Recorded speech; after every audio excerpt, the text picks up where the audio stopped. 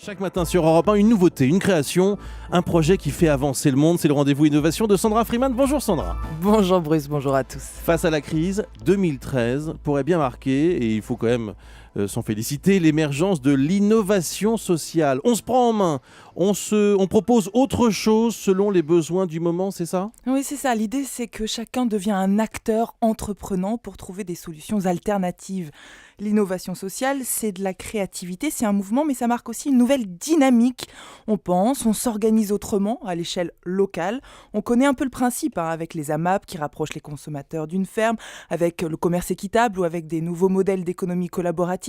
Ça s'impose comme une vraie tendance et ça s'applique aussi aux questions d'emploi, de logement, de santé ou de la petite enfance, par exemple. Justement, la petite enfance, on fait beaucoup d'enfants en France, ça aussi on peut s'en féliciter. On a eu les chiffres de l'INSEE hier, mais en même temps, on manque de structures d'accueil.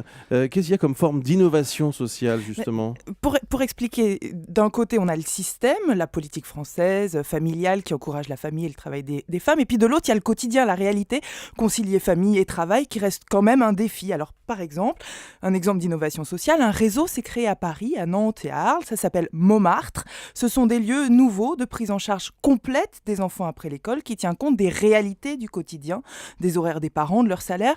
Mais en plus de soulager les parents, d'accompagner les devoirs des élèves, ils s'impliquent aussi dans la vie du quartier, emploient des artistes ou des bénévoles retraités.